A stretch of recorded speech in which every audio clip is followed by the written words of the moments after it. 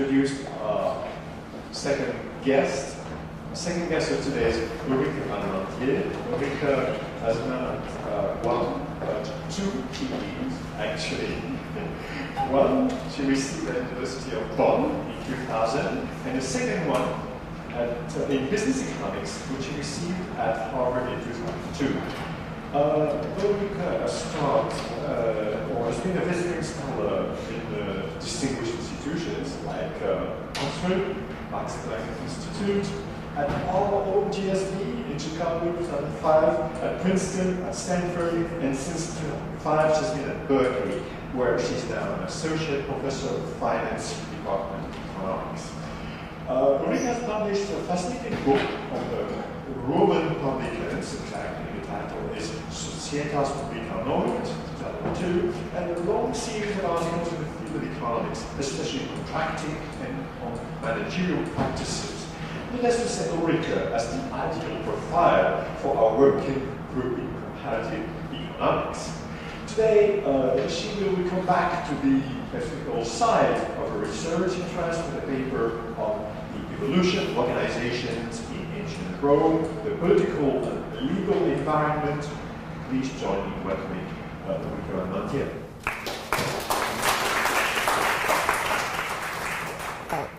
Thank you very much for having me at this workshop. I have already been enjoying it a lot and been learning a lot, particularly from Jessica and Aldo, my co-presenters, yesterday. And so as Aldo, actually, when he met me yesterday, remarked, I typically do different things these days. As also Glenn alluded to, I work a lot in behavioral economics and behavioral finance. And so this takes me back to the time where I was thinking about Roman law. And I'll certainly overstep the boundaries of my core knowledge. But it turned out that kind of this work I did on the Societas Publicanorum in Rome had been of a lot of interest to the ongoing debate about law and economics finance versus politics, economics finance, and economics. And I thought I'd start off by putting it a little bit into the bigger context in which I think this is interesting to economists these days, why they are willing to listen to me talking about things from ancient Rome. So the big picture motivation here is that economists, when trying to understand what fosters economic growth and development, there's a basic claim that, first of all, the financial development, capital markets, access to financing, and economic growth are tightly linked. But then the next question is, well, how do we get these great capital markets and access to financing? And while the evidence, even on the first step, kind of how finance causally triggers growth, is kind of, a little tough. We just look at mostly correlational evidence saying in more developed capital markets, there's better access to financing for small firms, for firms which have intangible assets and therefore a hard time getting funding, or firms which just generally need a lot of financing. The identification or the debate becomes even more serious when we're trying to understand what triggers this financial growth, which seems to, or development, which seems to be so important for the economic development we're ultimately after. And as I said, kind of there are, I think, two broad streams of literature. One is the law and finance view, pioneered by Laporta, Lopez de Silanes, Schleifer, and Vishny in various papers. I'm citing two of the original ones there, which emphasize the role of legal institutions and legal frameworks. So in particular, they're pointing out that they're trying to make the point that there are good legal systems and less good legal systems in terms of fostering growth. The opposing view, in some sense, is the one proposed, for example, by Acemoglu, Johnson, Robinson, which say, well, even in countries, in societies where you have bad institutions, including the legal institution, including the legal system, economic development may flourish as long as it has the political support. So if the dominant political class would like to foster market development, you will see it even if the legal framework doesn't quite seem to be there. And vice versa, you may have good legal and other institutions, but if there's no legal support, you will not see economic development. And relatedly, they point out that legal institutions and rules can often be seen as an outcome, actually, of political decisions, so we might be misidentifying causality here. But as I said, I mean, identification is naturally difficult, right? We economists love to run experiments where we impose good legal systems in one country and randomly bad legal system another one. Luckily, nobody allows us to do that. And so what's our evidence? Well, as I said, kind of even on the finance growth link, it's often correlational that you say, well, it happened post hoc ergo propter hoc, it happened later, so it must be caused, or you try to get identification out of regulatory changes. But, you know, there are issues, they tend to be correlated with other causes. Now, so the law and finance literature has been pushing a lot this legal origin argument, the idea, kind of this notion, if I want to identify the causal effect of a legal system on economic development and growth, what I'm going to do is I try to find almost random assignment of legal systems. So what do people like Schleifer and Corthers do? They go to countries which were colonies of various European countries and had either the Anglo-Saxon system imposed or more the Roman civil law system or Roman legal origin civil law system imposed, and try to link economic development today to this quasi-random imposition of one legal system versus another legal system. And similarly, the politics and finance literature also doesn't have a true instrument, but what they're trying to exploit is, again, you know, European countries going to various areas in America, North and South America, and finding either circumstances which gave them incentives to impose good institutions, or incentives which situations where these colonizing countries imposed worse institutions, and like the famous or infamous instrument being exploited by Acemoglu was settler mortality or population density. If you are, you know, arrive in a country where there's, you know, large population which you can exploit, it is not very friendly to European settlers. Maybe you don't invest as much in establishing good institutions. Now, I mean, as I'm trying, and I know a lot of you know this literature much better than I do, but what I'm trying to just say here is, well, there's no approach which can fully, you know, satisfy our desire for finding true causal evidence. And this is particularly worrisome, actually, in this, if you're trying to disentangle legal and political development, because often they tend to be correlated. You know, as a society develops towards more market friendliness, there's often kind of legal improvements, and at the same time, the political attitudes of the governing class change towards fostering more growth and development of firms. And so there's always this worry that you might be misidentifying the causal link. And so this is why, let's call them careful historical studies, are of a lot of interest, and lots of people who are, you know, much more inside economic history have been contributing to that. And so basically we're trying to just prove maybe the existence of certain relationships, find counterexamples, and this is pretty much where kind of this interest in the Societas Publicanorum in this literature comes in. So what I've been working on in the past was the rise and fall of the publicani, government contractors, if you want to translate them as such, and an organizational form which had amazingly modern features. So I'm, you know, putting shareholder-like in quotations. I'm not going to say there was a Roman shareholder company here, but there were at times features in ancient Rome of this organizational format, which I think were quite surprising. But the key element, I mean, if you wish, this is kind of my, like Jessica, I'm putting like my summary of kind of the main message out there, because I'm not quite sure where I'm going to get. Kind of the key interest, I mean, the most interesting feature, I think, is that this Societas Publicanorum I want to talk about really flourished in the time of the Roman Republic, when the legal framework was very, I mean, truly insufficient for the development of anything close to a corporation. So we're in the period of the pre-classics, where notions of limited liability and of partnerships existing beyond death of a socius or legal beyond disputes, etc., was really quite foreign. And then in the Roman Empire, when Roman law reached its heights, its classical form, which exerts still so much influence on legal systems today, that's actually when these publicani disappeared. So their existence and their flourishing seems to be negatively correlated with legal development, which is what makes this case interesting. So in some sense, you can view it as a case study that illustrates how politics can dominate law, because we happen to be in a situation where politics and economics are kind of developing into opposite directions. There's a rare case of them diverging.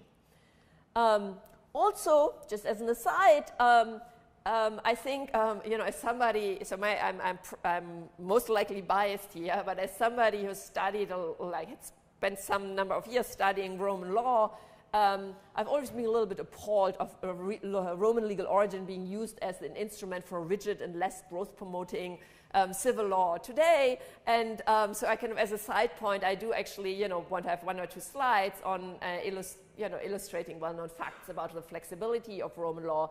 And also one aspect which I've always been very curious about is if you study corporate law, even kind of modern corporate law, the different types of business formats a legal system allows for are quite important.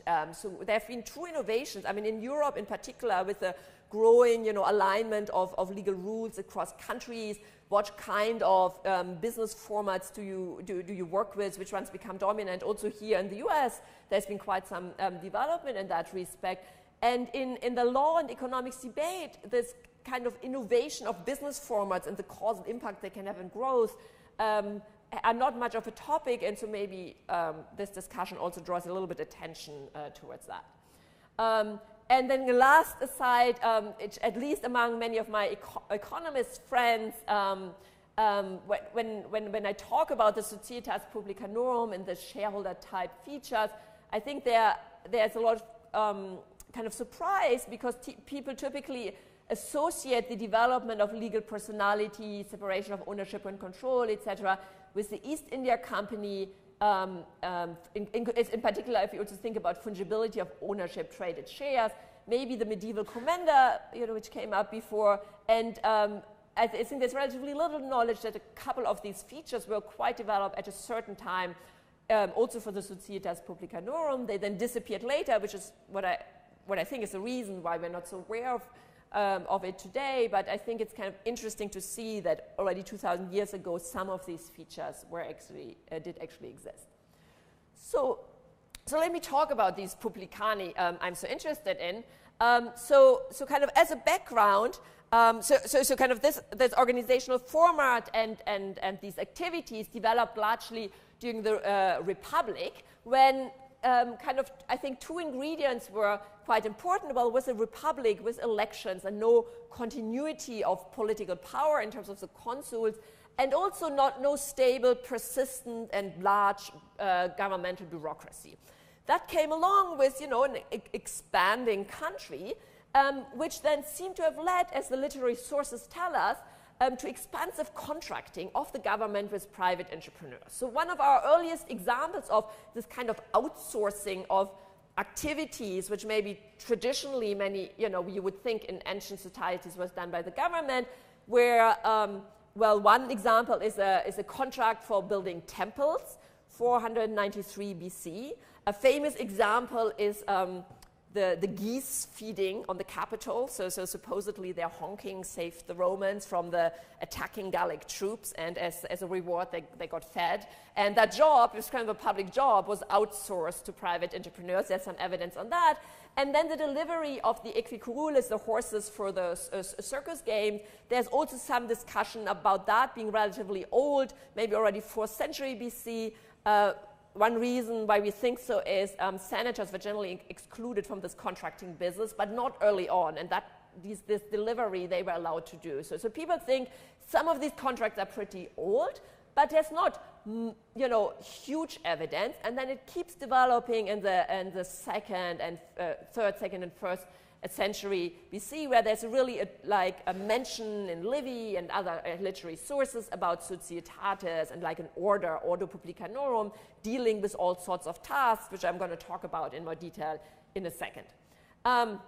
So if you want then in the late Republic kind of to get an idea of how widespread this outsourcing of typically public services and jobs was, you can think about it as existing in 3 broad categories. The first one I'll call the provision of goods and services.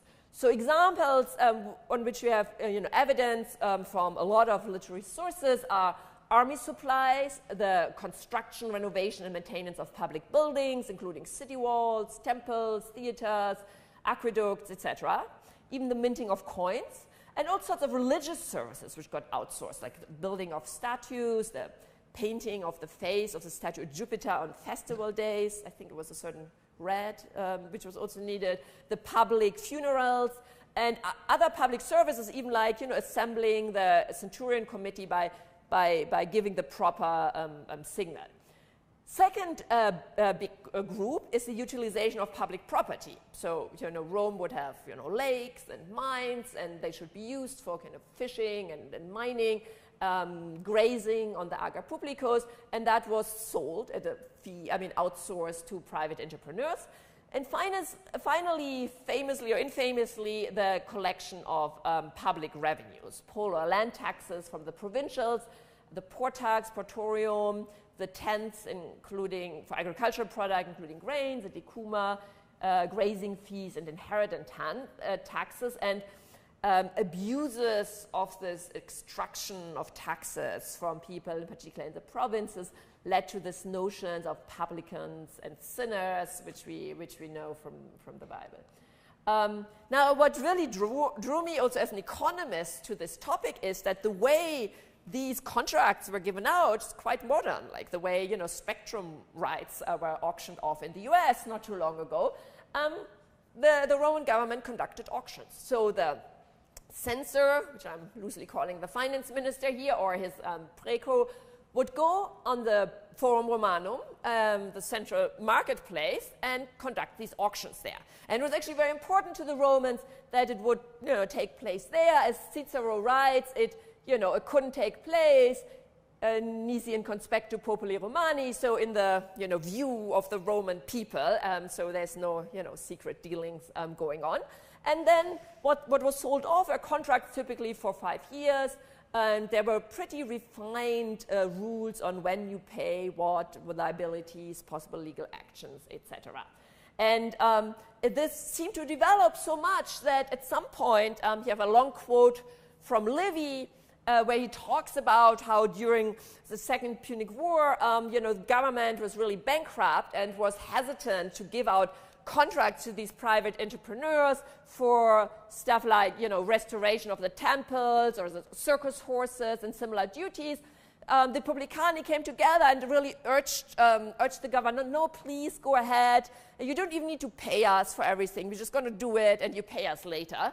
And I mean, it's interesting to see kind of the pressure they exerted. But what I like about this quote is that it talks about these publicani as those who, you know, frequently tend to get together for auctions of this type, whose usual business it is to get together for auctions of this time. So at this point in time, there was really, you know, kind of a group of people, an order, like a class, if you want, of entrepreneurs whose main business seemed to be to do these kind of contracts. Now, so while we, as I hope I gave a little bit of a taste of, while we have a lot of references to these publicani and even the Societatis Publicanorum in the literary sources, if you study Roman law, there's very little mention of it. In fact, in my lectures and so on, which I initially did, they didn't show up. And so why is that? Well, Roman law, so what we know about the development of Roman law, largely relies on the Corpus Juris Civilis, this compilation of existing law codes under Justinian around 434 AD. And this was basically summarizing the statutes and legal writings we had from the classical period.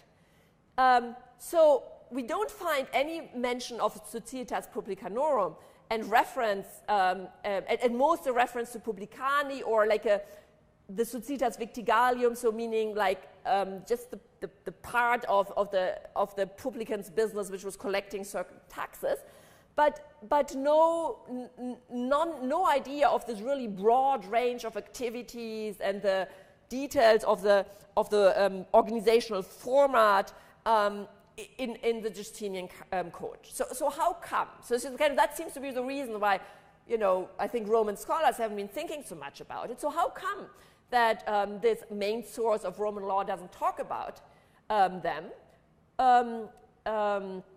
Oh, kind of here, just kind of two examples when they do talk about them. So they do talk about them. There's an Ulpian quote about them as tax collectors, and then there are very few passages which talk about the publicani more generally, like, for example, leasing a lacum vel stagnum, a lake or a pond, and that they shouldn't overfish there. But generally, it's just this vectigal. So they also talk publica vectigalia. Publicani are those which conduct public vectigalia, collect taxes, and no notion of this kind of broader tasks. So how come?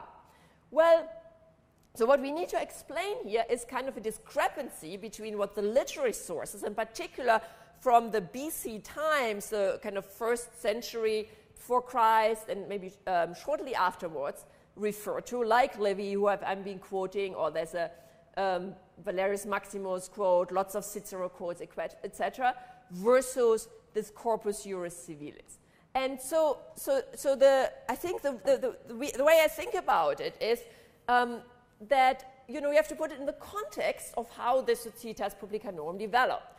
So, you know, way back until 509, we had a monarchy in Rome. 509 in BC, we had a monarchy. And there's a little bit evidence of some taxes existing already, like the scriptura or portorium I mentioned, but no evidence that this has survived on kind of outsourcing. Then comes the Republic. That's what I talked about so far. So this expanding country, lots of public goods and utilities to deal with, and tasks to do, building streets, collecting taxes. A lot of it seemed to have been outsourced so much that a real, you know, business class, or I didn't now to order formed, which took care of that. Now comes the Roman Empire, starting, I don't know, 44, or I don't know, when you want to start, it's somewhere around 50 before Christ. And this empire doesn't seem to be so fond of these publicani. So the equestri, the knights, if you wish, were subject to prescriptions, and legal reforms were slowly implemented, which restricted the domain of the publicani's activity bit by bit. So in fact, at the end, some very limited collection of taxes were left, and even there, for example, Augustus made sure that the imperial provinces were assigned to a procurator, Augusti, who took care of that tax collection, while only the senatorial provinces were left. So basically what was happening is that under the emperors, it seems to be the case that these huge business activities of these private entrepreneurs and these big organizations were shrunk by withdrawing their business opportunities, and they had mostly small activities, like at the beginning maybe of the Republican time. And so now this solves our puzzle. The corpus juris civilis refers to classical or post-classical periods when these guys pretty much didn't exist anymore, at least not to this large extent. And we do need to turn, therefore, to the literary sources to get an idea of the activities and hopefully learn something about how these firms were organized.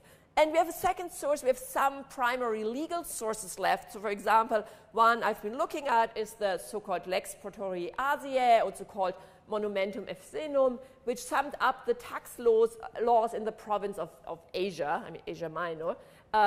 So this was found in 76 in Ephesus on the kind of backside of an ambo, and while it has these kind of tax laws summarized from about 62 AD, the nucleus of these laws, the first 36 paragraphs, go back to the time of the Republic. And so they give us some insight into the sophisticated contracting then. So these were the excavations, and kind of you see the ambo, and on the back side are these kind of legal rules, which were basically imposed as a matter of default in any new contract given out. And so these leges, they kind of summarized how the government or censor interacted with this private firm. It had to be renewed at every lease, but as I said already, the basic stock of clauses tended to be implemented kind of as a matter of default.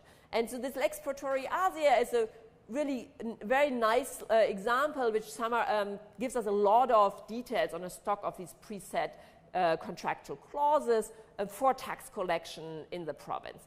And they generally refer to three areas: the object of the lease, so what kind of right did you buy, or which services did you contract to deliver, the terms of payment, and details on the collaterals or the required dues of the associates and partners of the association. And it's the latter piece where we really learn something about the sophisticated development of this organization and the legal format.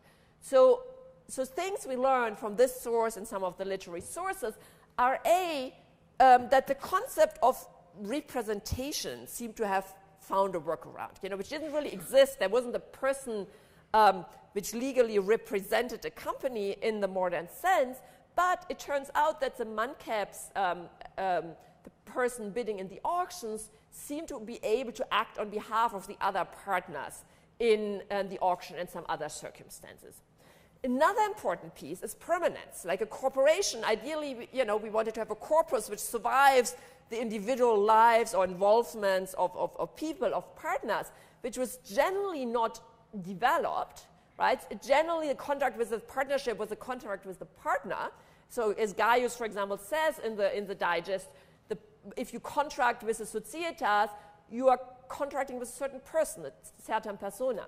But then there seem to have been all sorts of exceptions. So in this, even the digest, I mean, not talking about the Societas Publicanorum, but Societas Victigalium, as I said before, just kind of this reduced activities. But they mention that nevertheless, it remains intact beyond the death, for example, of a partner. So we learn that there's a certain element of permanence, even though Roman law hadn't generally developed it, which they managed to kind of establish. Another aspect which is really interesting, I mean, to somebody who works in finance now in particular, is that there is not only talk about these socii, but also about other members which are called participes or ad fines, which seem to have some limited participation via these parties they own, which you may translate as share certificates. And so while I want to be careful and not say, there was a Wall Street in ancient Rome and actively traded shares, it is really interesting to see that a lot of sources we find refer to the transferability of these parties. So, for example, there's an excerpt from the second speech against Verus by Cicero, and it says, well, certain people at a certain time need to be excluded from doing any future contracts. And they included anybody who had been leasing under these previous censors, either if they had been a partner then, or if they had been, a shareholder, somebody who had a pass, or they would also be excluded from buying any shares. So there's clear mention of, there's a rule of being a partner, there's a rule of being somebody who owns the shares, and you might acquire these shares later. So definitely, they were traded. And what is really nice is one quote which talks about shares of a certain company being particularly highly priced at a certain time. So it really gives you a little bit the impression of fluctuating prices, stock prices. And even some sources mention a certain place in the Forum Romanum where they supposedly met near the temple, the temple of Castor, which is, well, a little bit of the Roman Wall Street, if you want, where the traders of these parties seem to have met. Now, I understand, I have to be very careful to impose modern concepts on kind of this ancient thinking. So I certainly do not want to say they really developed the concept of a juristic personality and get into that whole debate. But I do want to point out that several sources describe the Societas Publicanorum at the time, say 1st century BC, as almost a separate legal entity. So, for example, there's a Cicero report in one of his letters at Familiares, who talks about the Societas Publicanorum consisting of other societates. So there's a little bit of a debate about that quote and how to interpret it, but that's one plausible interpretation. And even in the digest, Gaius talks about the organization publicani having a corpus, or acting like a person. So, while I don't want to push this too much, that seems to have developed quite an advanced thinking about what these organizational forms mean. And Finally, Polybius has this quote about how widespread these forms of financing were, when he says that in the 2nd century almost every citizen participated in one form or another in government leases. So meaning, you know, widespread shareholder ownership, if you want. I mean, that's, I guess, what one might want to read into it. So kind of back to actually the main point of how this is interesting to the kind of law and finance debate. All of this, I mean, this kind of height of development appears to have happened in the time of the pre-classics, under the Roman Republic, when the concept of limited liability and permanence and suability of a partnership were really non-existent, underdeveloped, and nevertheless this, in quotation, put in quotation, shareholder company type organization flourished. So why? Well, one notion I've found very often in some of the, you know, ancient kind of history discussions is that the Romans are very famous, for their primacy of practice over legal rules. So, you know, if you expand economically or geographically and you need capital, well, you work it out. And if you can't do it as a governmental bureaucracy, you get private entrepreneurs involved. That's kind of simply put the notion. But there's another aspect, which is that my, you know, supposedly the supposedly so rigid Roman law had actually a lot of flexibility in working around practical issues. So, for example, to mention two famous examples, some of you may have seen, limited liability was a big issue. You know, you want to get involved in some enterprise, but you don't want to be liable with all your wealth. How can you do that if we, you know, only contract with a person? So one trick the Romans employed is that they gave their slaves, you know, who were legally objects or things, a so-called peculium, like pocket money allowance. This peculium had a little bit of a different status, why a slave couldn't own things. If he were to become a free man, he would actually become the legal owner of that peculium after manumission. And so what Romans did, they employed company slaves, people who were running their business, and gave them this peculium to do business. And that way they ensured they wouldn't have liability beyond these funds. So this is a kind of famous example of how Romans kind of worked to achieve something like limited liability. And the other issue I mentioned before, representation, that you want a person to be able to kind of contract for you, but we don't have that concept of representation. Well, that was worked around with the patria potestas, so the power the father had over even his adult children before they were emancipated and slaves. And so the Roman paterfamilias could exploit that to basically get representation, because whatever his children and slaves did is something he was actually liable for. And it is kind of well known that often rich Romans had slaves managing all of their estate, and even the top manager, so to speak, was a slave. And we know about the phenomenon of putting yourself into slavery to achieve such a top managerial position and representing your kind of the owner of this wealth. So while that doesn't have directly to do with my topic here, these are just kind of two reminders of the flexibility of this, or adaptability of that Roman law, quite contrary to the common perception in the law and finance literature. Second, and so that was the Republic. Law little developed, but I'm trying to argue there were needs, and the Romans worked it out. There was political support for a growing organizational format for a type of firm which can deal with these big businesses, and they worked it out. Now comes the time of the emperor. Classical law develops. If anything, we're getting closer to advanced abilities to deal with these issues, but they disappear. The emperor seems to withdraw basically all the business from them, kind of, you know, to dry them out, so to speak. Why did that happen?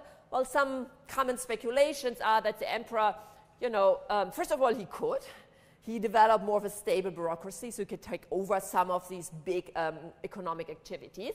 Second, it was much easier to do it yourself if you're interested in diverting some funds in your private pocket.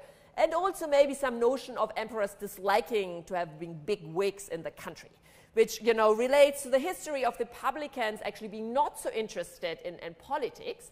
They, as far as we know from the Republic, they were there was little interest in political involvement. Also because as soon as you assume political office, were a senator, you were actually not allowed to contract, as I mentioned earlier. This is one exception of the equicurulis, but in general, you were excluded. Then in the later republic, things changed. There seems to have been increased involvement, and in particular related to the Gracchan reform movement. And even after the murder of the elder Gracchan brother, the Gaius Sempronius Gracchus continued to try to push and enforce the position of these knights, and kind of help to establish a little bit of a ordos equesta, kind of a knight's order, which is something which the emperor certainly didn't like. So, you know, while I don't have causal proof here, kind of this seems to be the general notion that basically from the political side, the bread and butter of these businesses was withdrawn. And so to summarize, up to here is what I think the example of the Roman publicani helps to kind of illustrate is that at times when legal environment wasn't developed at all, it was possible to establish large-scale business operations. So corporation-type firms can function without the legal infrastructure we usually presume they need, provided there's political support, while corporations do not function without the political support. Now, as an economist, of course, I have to throw in one more time the caveat of the hypothetical counterfactual. All of this example, of course, takes place in Rome, is embedded in a, for the time, somewhat advanced legal environment, even during the Roman Republic. So I don't know what would have happened if even kind of the pre-classical legal system and its flexibility hadn't existed, right? So I don't have a randomized controlled trial. I just observe legal system getting better, political system developing having less and less support for these large firms, organizational forms, and I see the political system dominating kind of the legal development. Now, as the last point, I want to step even more beyond my knowledge, if I may, and I'm very interested also in feedback about that, in that I want to emphasize that I think that a couple of more recent developments in the last century are maybe not so far away from my ancient Roman example. So the literature, the law and finance literature tends to emphasize opposite examples, but I do think that a couple of developments can be seen in a different light. So let me start, before I go to the 20th century, a little earlier. If I think about 17th century and earlier, the evolution of the English East India Company, I mean, a lot of what I have been reading about, it reminds me of what I said about my publicani. So, you know, initially there was this loose association of merchants who kind of slowly developed into the East India Company, and the government was interested in giving them the right of incorporation, as far as I understand, mostly because it was a convenient way to transfer this monopolistic trading rights. So it was very much in the interest of the government, and what was not in the interest, for example, the continuous incorporation, that was withheld for a long time. So the parallel I see here is there's also something which loosely evolved from something partnership-like to something more corporation type, and the political interests seem to have governed a lot of the developments through these different stages. Now, to go to more recent cases, actually Mexico in the 20th century might also be a good example, but if I look, for example, in Mexico in the 19th century, I understand that you know, the first half of the 19th century, the evidence says that economic growth was particularly slow, and then there was a resumption of growth in the second half, which happens to coincide with political instability and inefficient institutions early, while we observe a political change and much more interest in fostering a stable economy in the second century. Or an example I've actually often, you know, it's often been mentioned to me when people heard me talk about the publicani is to think about China, where kind of the interest of being closer to a market economy, in certain aspects at least, seems to be driven largely by political support, even without legal reforms, which would truly ensure secure private property. And then lastly, another example, Korea, which has had this amazing development from 1960s, depending heavily on foreign aid, to a very advanced economy, where in the 60s to the late 70s, we observe an amazing rate of growth. And this has generally been attributed to a change in the political economy. So the government's aggressive 5-year plans, fostering certain industries, and pushing free market economy and democratization occurred only later in the 80s. In any case, even ignoring that part, the legal development is still lagging behind a lot. So when, say, for example, the World Bank Business Survey ranks the investor protection, Korea seems to be doing very badly, not so far away from China, in fact, but the political support seems to be able to overcome this, or has been able to overcome this for decades. Now, I completely understand that every case is very different, and it would need a scholar of every single economy and institutional background to truly understand this. Here, the role of chaebols is very peculiar and has to be factored in. But I just hope that maybe I can help to push a little bit of a different view of the supposed correlation, possibly even causation of legal development and economic development and growth, even beyond my Societas Publicanorum. So these examples are all, let me say at least consistent with the view that political and economic relationships are able to develop even when legal development is acting behind. And so kind of as my last slide, let me just kind of summarize again. I think we still have an ongoing debate, at least among economists and definitely among lawyers. Just was at a conference where lawyers and economists were coming together at Columbia. There's definitely a lot of debate about what to think about kind of this law and economics literature. And these two main candidates seem to be causal effect of the legal environment. Only in a good legal environment you can establish, you can have financial development and economic growth, including establishing large firms which have large access to large capital, sources of funding, and to large economic activities, versus the view, well, as long as the political support is there, it will work out, whether or not the legal system is so, leans itself so much towards supporting growth. And what I hope this kind of Roman evidence does, it inspires a little bit of thinking about, or provides maybe an illustrative case of how the right set of political interests can allow a type of corporation, a type of firm which has kind of amazing similarities, at least in terms of some features, with the corporation which was flourishing under the Roman Republic, even though the legal environment was basically not yet there. And conversely, when the legal system reached its height in the classical period, the government interests changed and the Societas Publicanorum vanished. And I'll stop here and see whether there are any questions.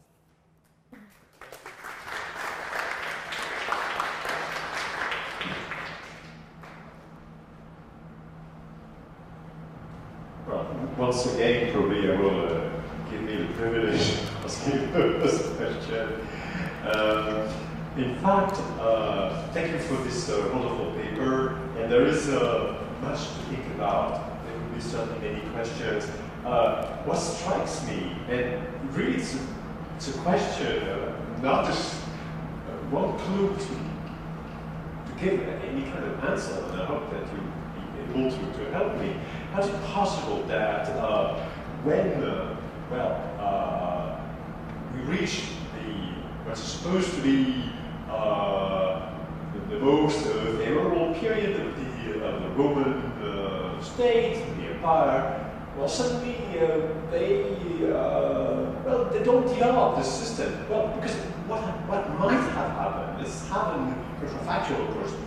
The emperor said, well, I'm not interested in having my taxes collected by Societas of publicani, but okay, I suppress the system. But the system might have been used for other types of business, let's say. And what strikes me also is the fact that they never apparently thought of modifying the laws. Why wasn't there a full acknowledgement of the limited responsibility of the partners? Or, well, to some extent you showed that there was some acknowledgement of the persona of the Societas, but not really a full acknowledgement. And they had to invent, just typical of Roman system, legal fictions to overcome the difficulties of producing slaves, etc. It's why didn't change the law? Wouldn't it be more simple, after all, to change the law rather than having these legal fictions? Great question.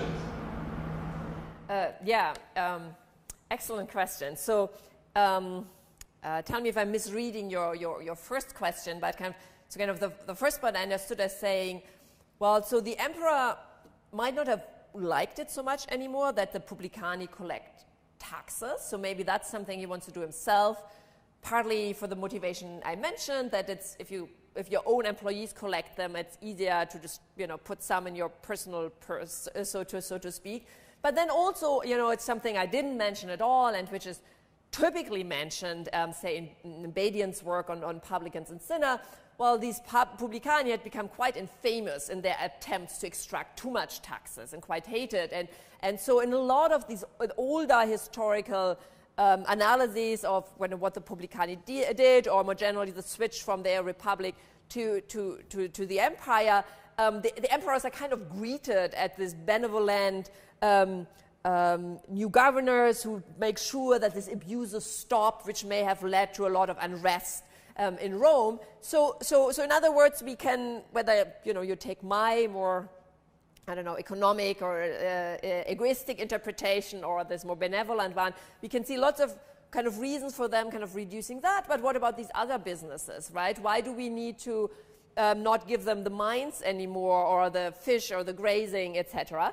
And from my reading on the literature in ancient history, I haven't actually found a clear-cut argument on that. And so the conclusion I've personally come to is the one which I tried to kind of illustrate in the last slides, where I mentioned that generally we noticed that there was a lot of restrictions or a lot of combating of the power of this equestrian going on at this point in time. So they seem to become more and more important, economically for sure, with the growing empire as they're having larger business, but also start to have some political interest. And the emperor, who was always standing on a little bit unsure grounds in terms of his justification of his role, might not have liked to have these other powerful bigwigs in the state, as I'm borrowing the term of your colleague Raghu Rajan. Well, he's in India now, but kind of across the street.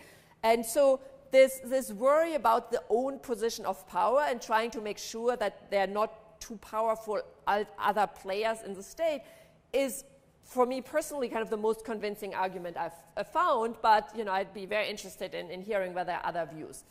Now, in terms of the second question, why did the Romans get stuck with these legal fictions? Why didn't they just take it one step further and say, there is a corpus also for the company and so on?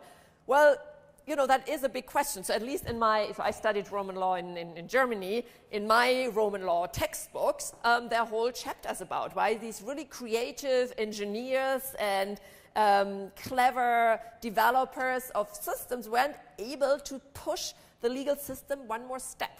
Why did we need to wait for, say, the East India Company for this development really to take off? So a lot of people have been asking your question, and I'm certainly not the one, not even being really a scholar in this area, to offer an answer. But in this concrete context, let's say it's at least consistent with the story I had to offer. So we're coming from an underdeveloped legal system, the monarchy. It's slowly going ahead and pretty rudimentary. Actually, this role of witnesses is often debated. The Romans became better and better in making transactions more efficient, and like the reduction in witnesses you need for certain transactions, often kind of mentioned as a part of I guess how they increased efficiency. But so when these legal fictions were, so to speak, in full swing for the publicani, we weren't quite yet there at the classics. Then the system starts developing further, but at the same time, big economic activities, large entrepreneurs, large firms start being basically suppressed by the government side, who's basically renationalizing, so to speak, a lot of these activities. So maybe one may argue there was not so much interest in doing this. If you studied Roman law, you know that the way I presented it here was a little simplistic. I was almost, you know, presenting it as if it was a, you know, like a codified law, which was originally rudimentary, then less rudimentary, and then pretty good. But of course, that was not how it was. Like, you know, like public, like people who had kind of I mean, I shouldn't even say legislative roles, but kind of, like, for example, like the censor would impose leges, and there would be rulings, and then there would be all sorts of legal scholars asked about their opinion of how to interpret these rules, and this interpretation slowly changed. So if you read the digest, it basically keeps saying, well, but Ulpian thinks you should think about it that way, and Pomponius thinks you should think about it that way. In fact, by just kind of hearing the expert opinion of these legal scholars, I mean, it's very Anglo-Saxon in some sense, like some kind of case law developed. And so under what I'm trying to say here is under the emperor, there was in some sense, you know, not so much interest in dealing with limited liability for large companies and representation, etc. So maybe this is a little aspect of what happened. It's not the full answer. You may still say, but, you know, there's still these wealthy Romans. Let them even just be medium wealthy so that they don't threaten the emperor. They're just not the super billionaires in the modern sense. But they would have benefited from something like this. So I'm not having a complete answer to your question, but I do think that the Roman law textbooks maybe underemphasize a little bit this political development.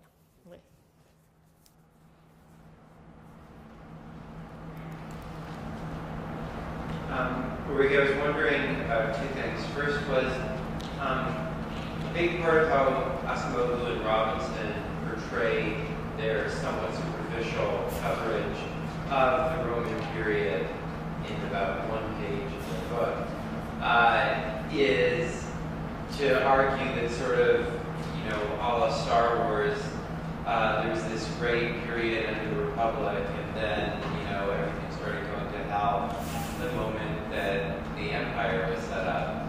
And I was wondering whether you really want to play into that narrative or not. In particular, whether you actually think there's any evidence that the organizational forms of the empire were less efficient or productive, or whether you're simply saying that the nature of the organization changed, and only through our associations between the free enterprise system and, you know, goodness are we supposed to conclude that that was actually a bad thing. And the second question is about the auctions. So do we know anything about how those work? And in particular, are there precedents before this for auctions, or could this play some role in the origin of auctions, or what do we know about that?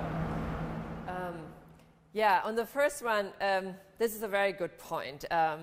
So from all I said today, it sounds as if I am completely playing into glorious republic, everything downhill under the empire, but I actually didn't mean to do that. I hope what also came across is that I'm just trying to emphasize, basically, I'm trying to exploit the switch from republic to empire, to exploit the negatively correlated political and legal development, and kind of have an example of the dominance of the legal development.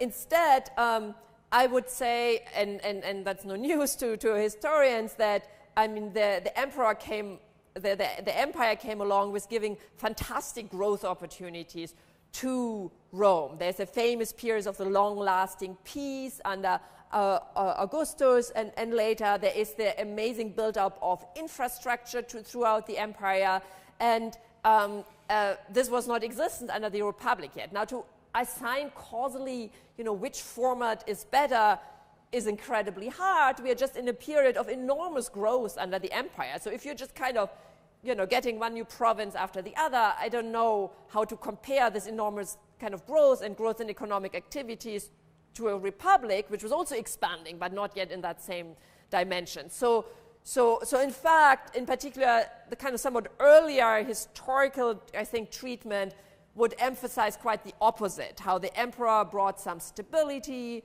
and peace and got rid of these kind of over-extracting private entrepreneurs and helped to, you know, there's quite some unrest in the provinces against being exploited so much, and he solved that problem.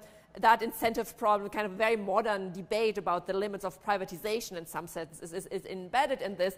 And so I absolutely do not want to play in that. Just kind of this one aspect of politics being able to dominate law is kind of really what I want to emphasize here. Now, but the auctions, well, that's actually really beyond what I know.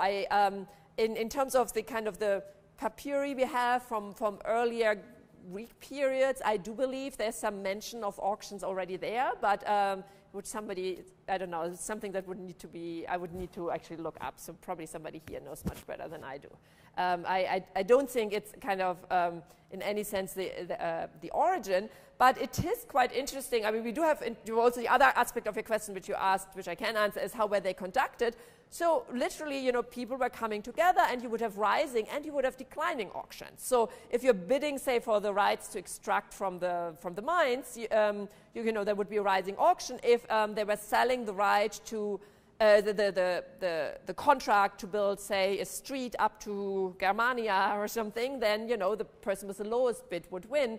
And so we do have that kind of raising hand. In fact, the guy bidding there was called mancaps, and a little bit of debate where the word comes from, but, you know, something was raising the hand. The man was, seems to have been in there. Yeah. Well, I'm waiting for somebody to kind of jump in and say, no, in Egypt before or something. I don't know exactly. I'll check on that. Yeah. Thank you for this. I'd actually like to throw another variable or institution into your discussion here. What about the role of documentation and bureaucracy? I work with ancient Egyptian law and taxation. And one of the things I've always thought of publicani as a way for the state to shift risk away from itself onto these other groups. Because the state doesn't have the ability to document and enforce taxation itself. Once it acquires that ability through a growing bureaucracy, perhaps, might it be then more efficient for the state to directly collect its taxes? In this case, the variable is not so much law or it's the degree to which the state can document and enforce taxation. I would be curious to hear your thoughts on this. Can I just make sure I understand? So with documentation, you mean literally like recordings of who has paid how much, so to speak? Exactly. The use of censuses to keep track of who's there, that allows the state to deal directly with the taxpayers as opposed to dealing with lots of intermediaries. It requires a lot of bureaucracy on the part of the state, but it allows it to enforce.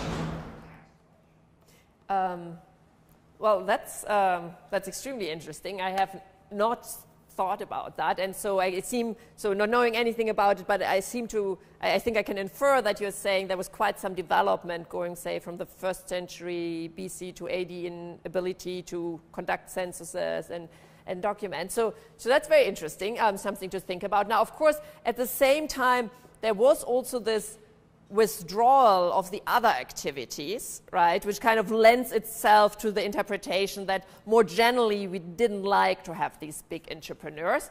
But I mean, that might have played a role. I mean, I guess the one thing I would add is at the same time, the tax collection became hugely more complicated with Rome expanding so much. So maybe before it's a small area, it was hard to document. Now if a humongous area, you can document. I don't know where to make the trade-off. You know, you seem to be the expert on that. But so yes, thank you for that. That's a very interesting thought.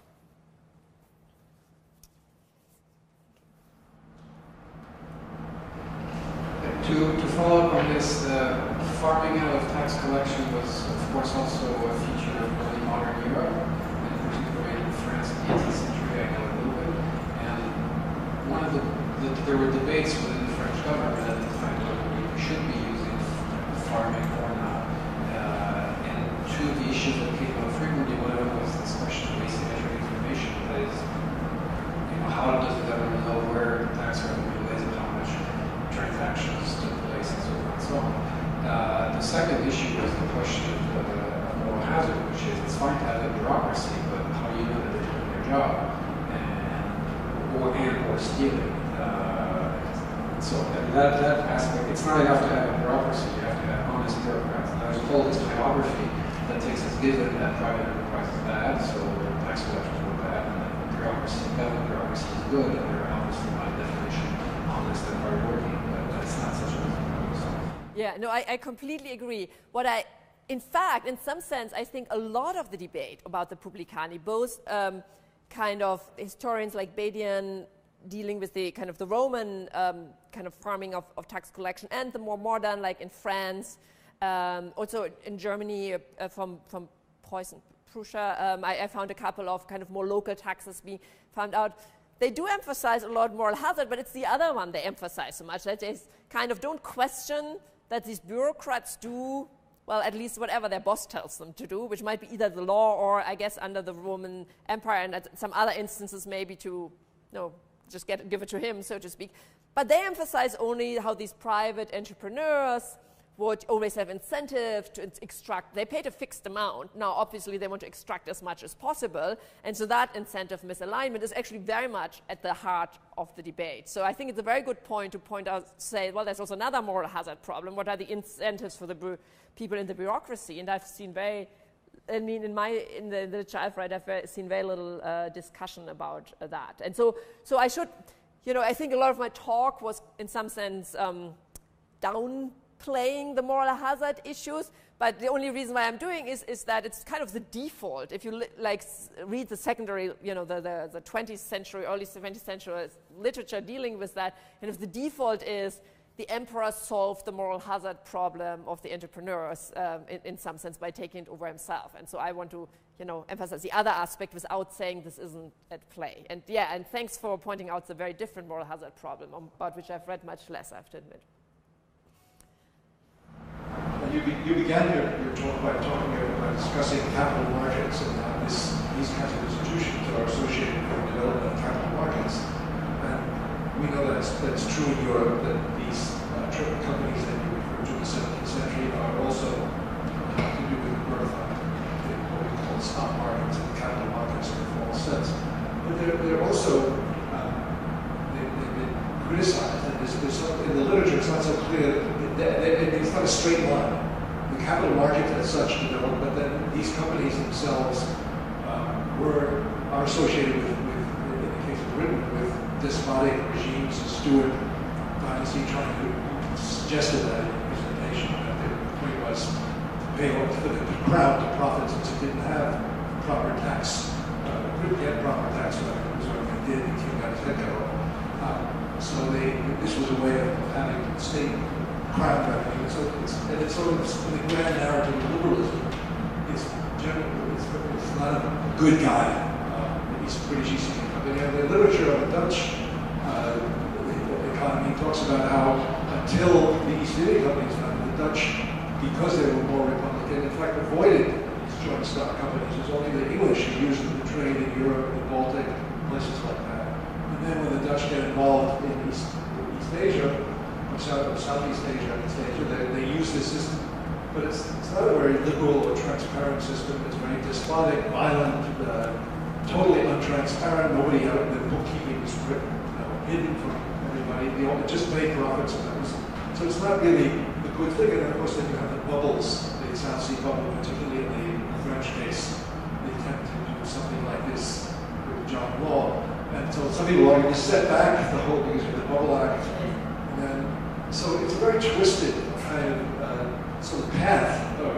This kind of going through this sort of liberalism, there's sort of a single model of liberalism which includes this package of all these things that moves smoothly in Europe. That's questionable. And then the second question is, what we're arguing also basis is that there seems to be a precocious case in European classical antiquity of something like these corporate forms and capital markets. And then there's some kind of lapse, I don't think you can make any argument this is somehow a model for the 17th century. But the interesting question is, could you find similar sort of precursors with no immediate connection to modernity in Asian cases? In cases you brought up, Korea and China, this was in the 20th and 21st century. Have people found similar forms or proto-forms in the earlier history of other civilizations?